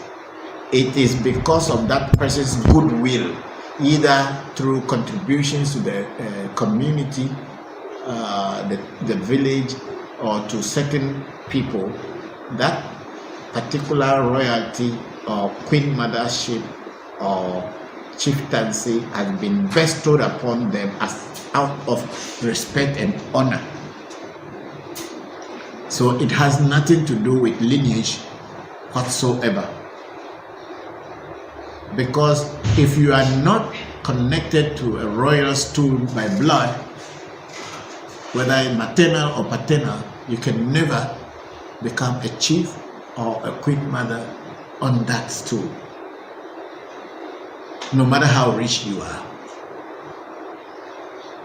So this is what, but development, if you bring a development into a community and they recognize your contribution to that community, they can bestow that honor on you by giving you a title as a queen mother. But then in this kind of places, these queen mothers and these chiefs do not have any ancestral stool to which they are connected. It is out of respect and honor. That's why they give them. I hope I am clear. So with the people who have installed you, they must tell you what they are installing you for. Then you can know which ancestral line that you are coming from. Thank you. I think I'm clear.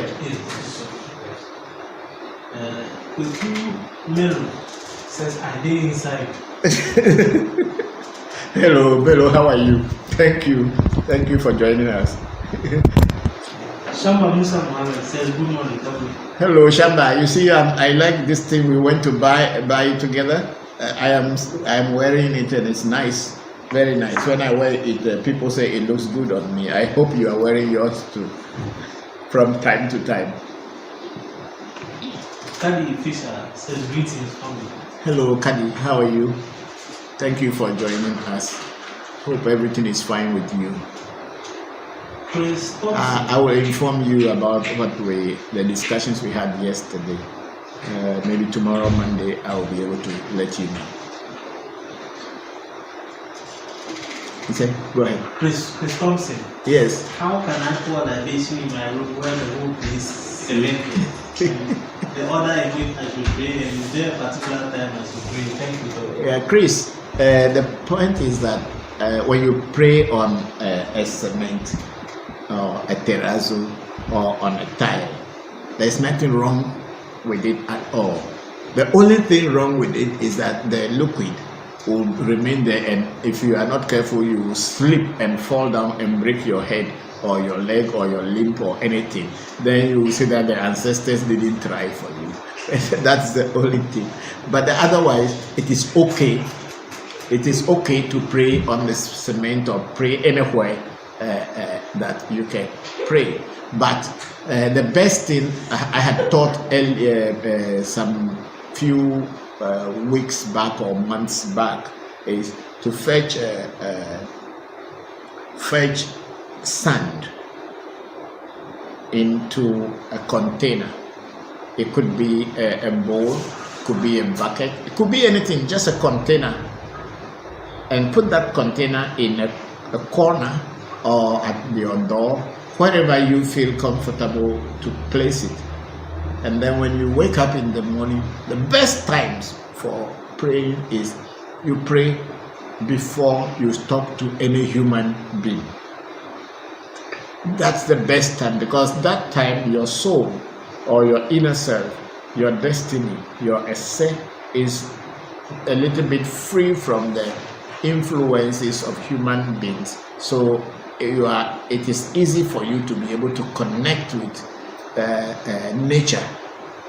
That when you start to hear talks from people, some may be very nice talks, some are anger and all this, and then your whole self your mind start winding and all this. And so to pray, the best time to pour libation is before you speak to people, before you start listening. So you wake up early and then you say your prayers, pour your libation and go ahead. But then any other time is okay to pour libation. It does not matter. You can be in a situation that you didn't know what to do. Fetch a cup of water. If you have a bottle of water, just pour and call your ancestors wherever. It does not matter. And call the entities that are working with you so that you can tell them what's going on in your life at that moment. So you can pray anytime and you can pour libation anywhere. But the best place to do it is do it in a place where the water will not be slippery or the drink will not be on the floor and make you fall down. You know, a lot of time people like to blame our ancestors. If anything bad happens to them, say, but the ancestors are here and I'm suffering, and the ancestors made me to do that. But they don't know that it's their own stupidity and foolishness that caused that. But I'd rather blame the ancestors, because already they didn't feel that the ancestors have any power. And because many other people are doing it, that's why they are also just following and doing it. So the least hindrance or difficulty, they say you are praying to African ancestors, why are you still suffering? As if you had not been suffering before. As if you had not been suffering before, when you have been going to church for hundreds of years or going to church all your life, if you hadn't been suffering. Just because you became African traditional spiritualist, spiritual practitioner within a year, people think that you should build mountains and mansions and buy helicopter and planes just because you became a traditional African spiritual practitioner. And so when they see you a year after you become an African traditional spiritual practitioner, then people begin to say, you say you left the church and you are here, and why are you still like this? There is no guarantee to say that because you are practicing African traditional spirituality, you are going to be better than everybody. But it gives you the freedom that you are no more controlled by foreign entities and deceit. That alone, that freedom alone is enough to open your mind to look at things logically and reasonably. Unlike telling you that there are streets of gold in heaven and there's milk and honey flowing in the rivers, meanwhile the pastors, the church leaders are stealing gold from Africa and building their mansions on this earth, why won't they just ask God to die and go and walk on those streets in heaven?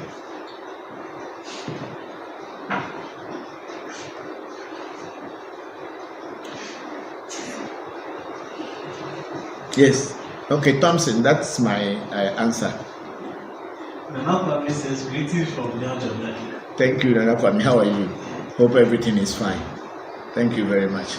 Shamba Musa says I'm wearing my batakari right now. Okay, Shamba, thank you. I'm very happy to hear that.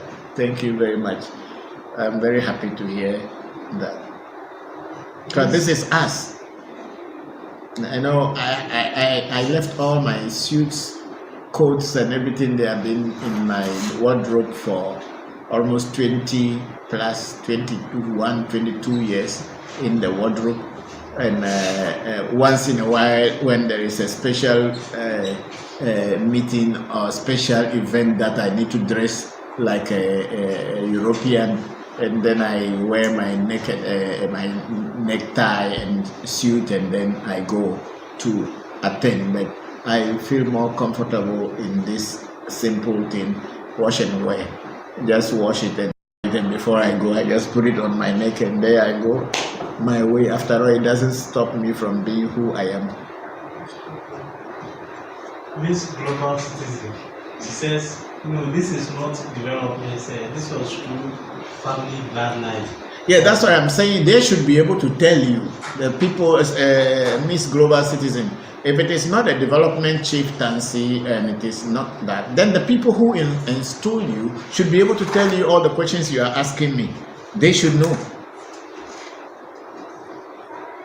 For Julius. Hello, for Julius. Where's up?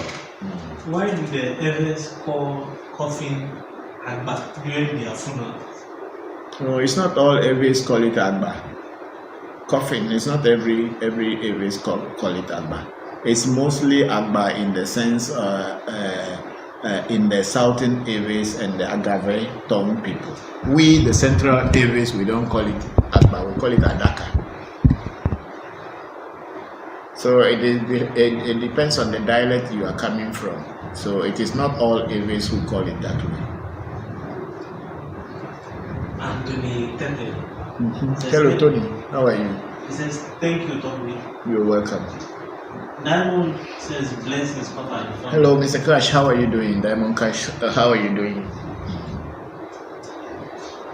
Daisy Evaristos.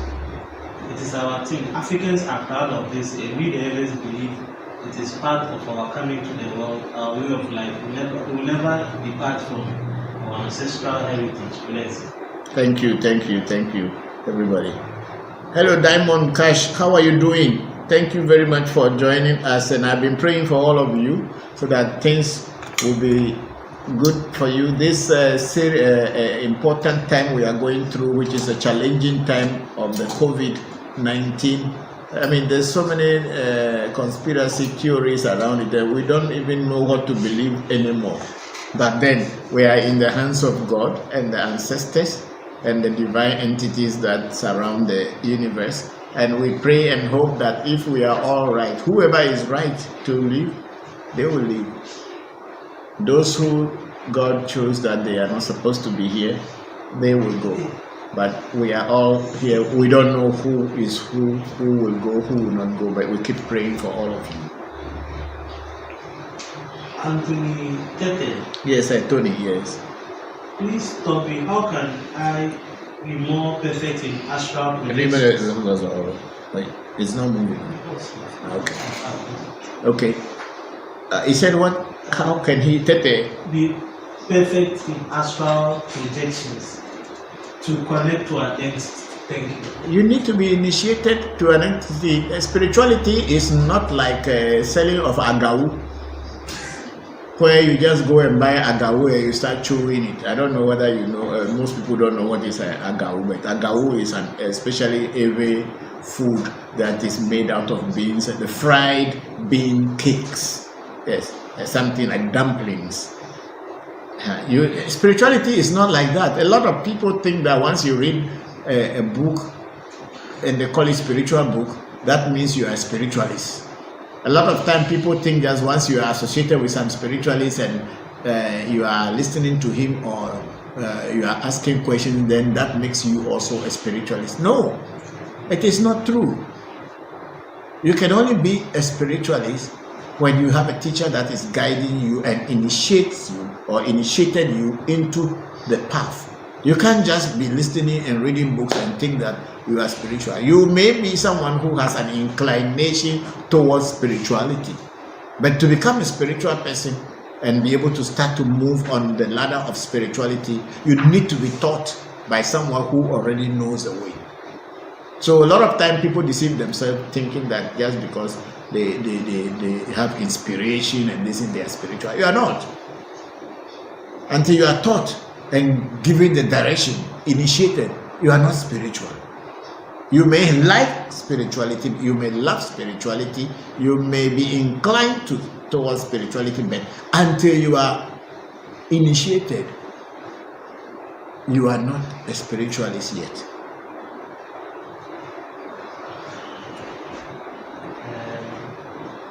Gaius Glaba. Yes. Hello, Mr. Glaba again. Yes. Can you educate us on Nibla Bedegu? How to classify Glaba from language? We spoke about the two. Yes, my brother. You see, the Bedegu, Nibla, Egu, they are all the same thing. The dialects of the Ewe's, because Ewe doesn't have a standard, it's not a standard language. Each particular community have got their dialect, and it is different from 1 kilometer or 2 kilometers away. They have a different dialect again, even though they can each community can understand the other somehow, but they all have different dialects. So people call Bedegu, which is the anvil, Nibla, Togbe Nibla, especially in Apipe and in the Anglo area. The same Bedegu in Evedome or in Central Ewe people, we call it Ezu. Ezukpe Machirizu or Ezukpe. The hammer become the Ezu, and then the anvil become the Ezukpe, but the two of them go together, so generally it's called Ezu or Bedegu or Tobi Nibla. It varies from one area to another, the way people pray to it or adore it. But it is believed by the Ewes that before ancestors before any voodoo, before anything else, the Ezu or Bedegu or Tobi Nibla had been there, because the blacksmith is the one that made hoe that our ancestors used in farming. Is the same person who made the cutlass that is used in cutting the grass. Is the one who made the knife, the axe, and the gun, the trap that they set for animals to be caught. It is the blacksmith that made it. And what did he use? He used the anvil, the hammer, and a hoe. These are the three things that move together.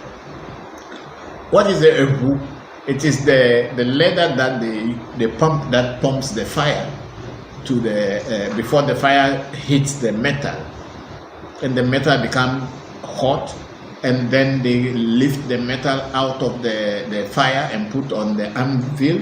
Then the hammer strikes to give it a shape, whichever shape, whether knife, hoe, cutlass, gun, trap. So these three things are all in one. They all move together. So wherever there is people who worship Ezu, it is with this Ezukpe gun was made. And when the hunter went into the forest to kill animal, he found the stone. Then the hunter is the Ade or Adela.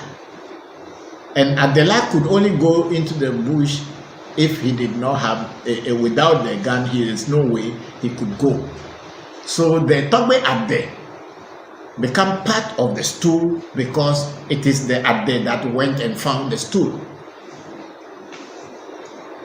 So this Egu or Ezu is the main paramount on which the every stool or traditional thing is based.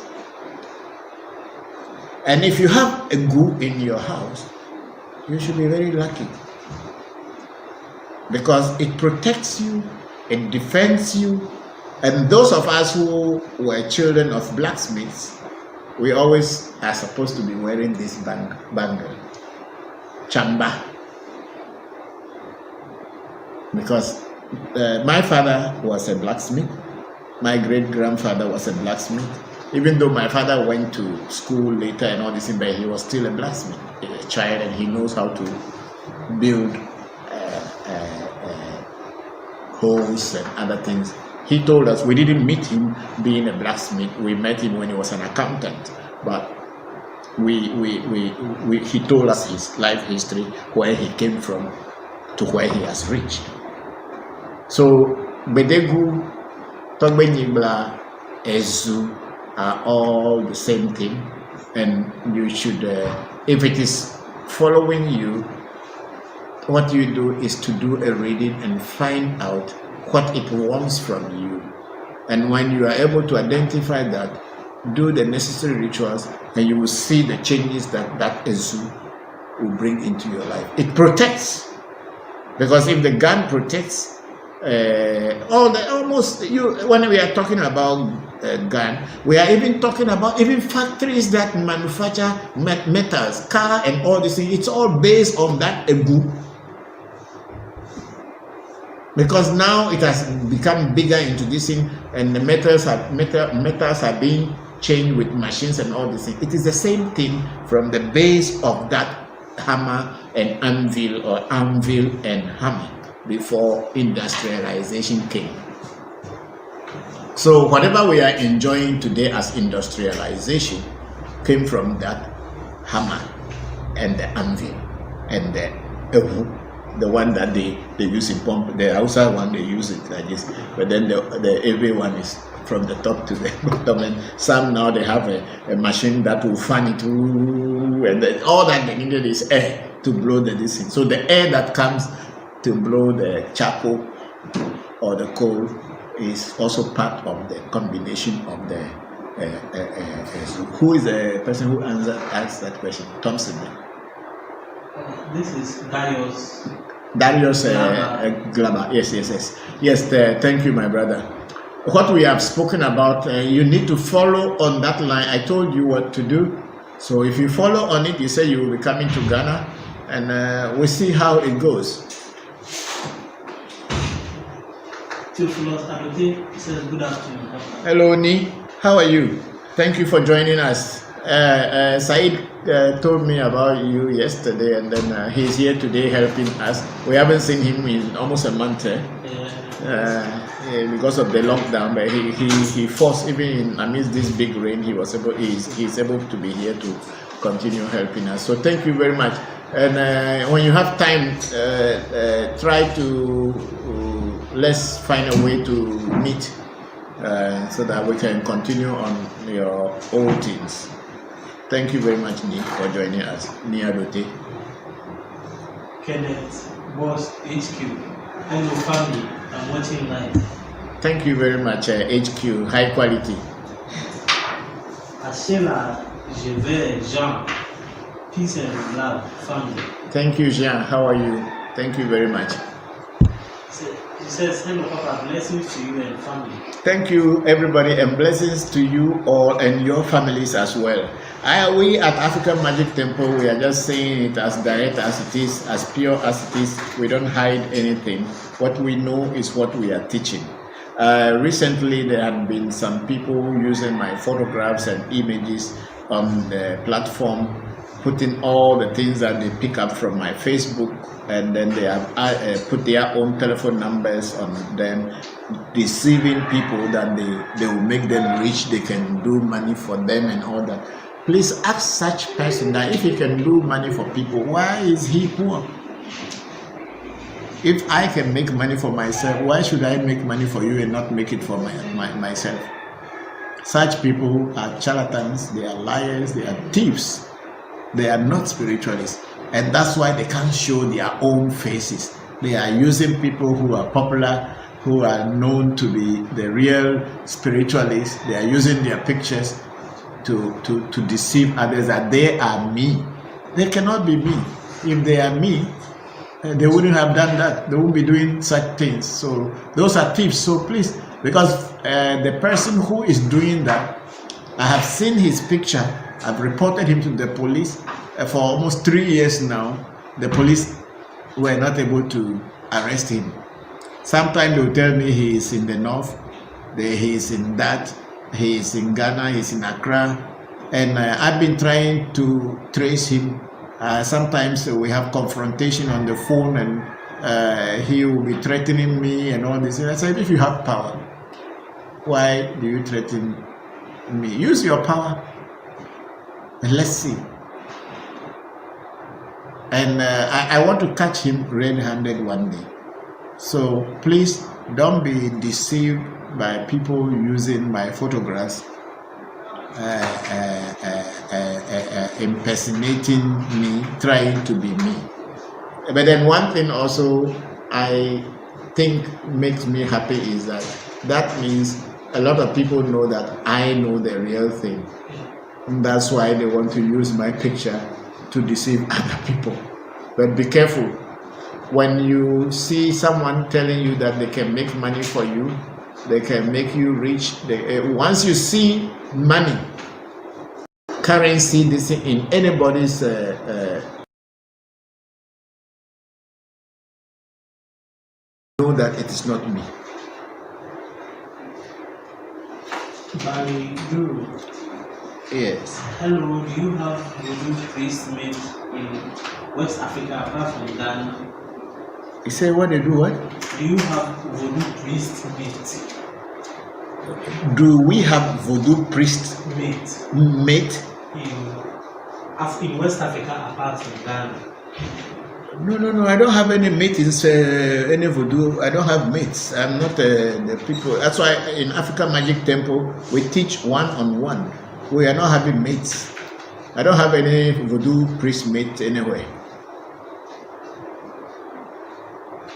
When I go to learn Voodoo, I don't go and learn it with people and then have mates. I went there on my own and learned it alone with my teachers and come back. I don't have group things. And no. It's not a religion. What I practice here is not religious things whereby you always need to have groups and join people. No. I don't have. When people come to me and I initiate them, I initiate people individually.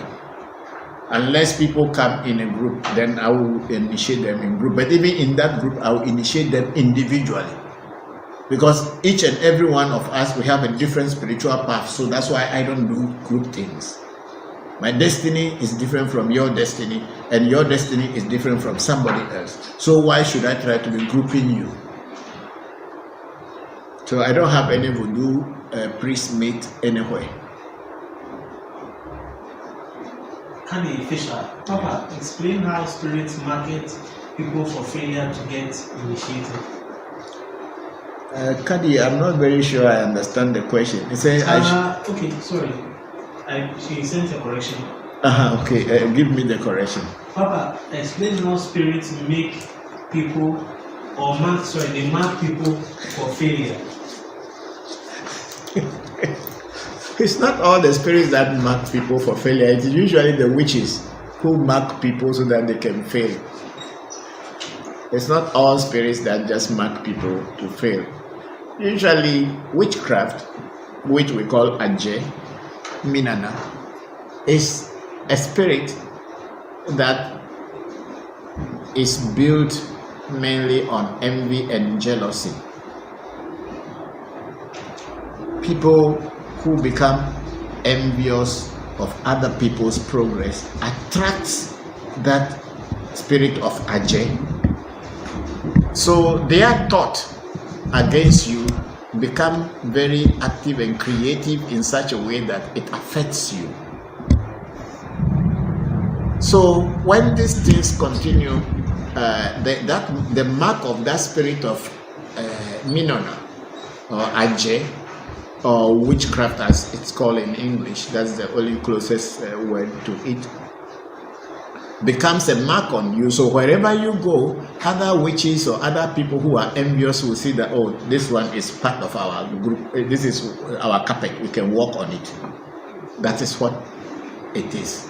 So when you do readings and then witchcraft or enviness or this thing comes out in your reading, they will also give you the guideline. The same spirit, the Ajay or the witchcraft spirit will tell you that, okay, we will take this from you, and if you give it to us, we will not bother you again. Once you do the ritual and give it to them, they leave you alone and you are free from them. But then there's a lot of people who don't know, because most of the witches are in the churches. Some of them call themselves the prophetess and prophets and all these things. That's why they are.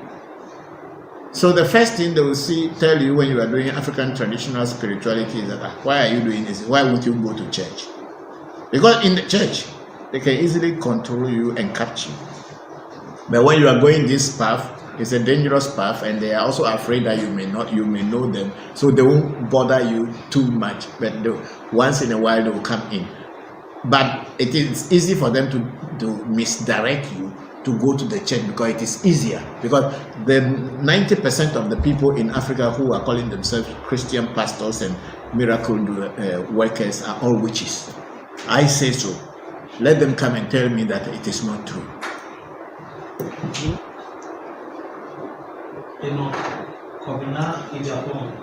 Hello Enoch, how are you? Thank you for joining us. You are doing a great job, Papa. Are all humans reincarnated souls, or some are new on earth? Some Enoch, it's a very beautiful question. Some are new on earth. Not everybody is a reincarnated soul. How are some new on earth? You know, human beings came out of animals. And animals, after having interaction with the physical world for some time, their brains develop and they are more nervous. The brain's nervous system increases and grow, and they begin to behave more cleverly and knowing what to do to protect themselves from getting harmed. When such an animal dies, its brain or mind, not brain, its mind now become more clever than animal body.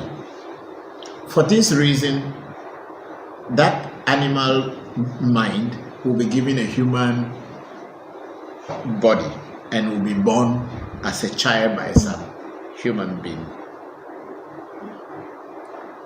But this child, because it's just coming out of animal nature into human body for the first time, will only have 4 major instincts to fight for: security, shelter, food, security, shelter, food, and procreation. 6. This sex, food, roofing, and how to fight to survive. So these 4 instincts will be very common with that new human being. So there are certain people, the only way they understand is to fight for their things. They don't use anything, just like how animals do. So such people are among us, and they behave more like an animal.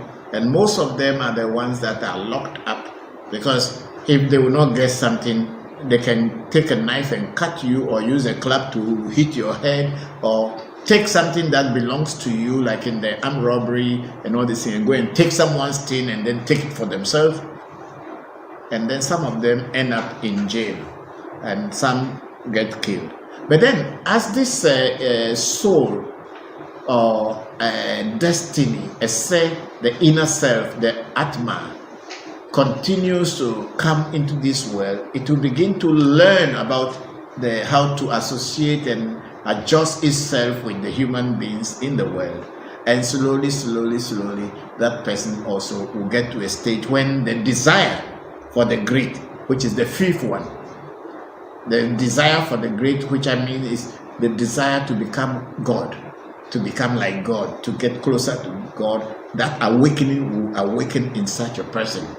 And the person will begin to behave and certain things does not anger them anymore. There are certain things they will see it and then just leave it and go, and people will say, won't this person react and all this thing, but then he thinks this thing does really mean does not need reaction, because his or her goal is to go towards the great.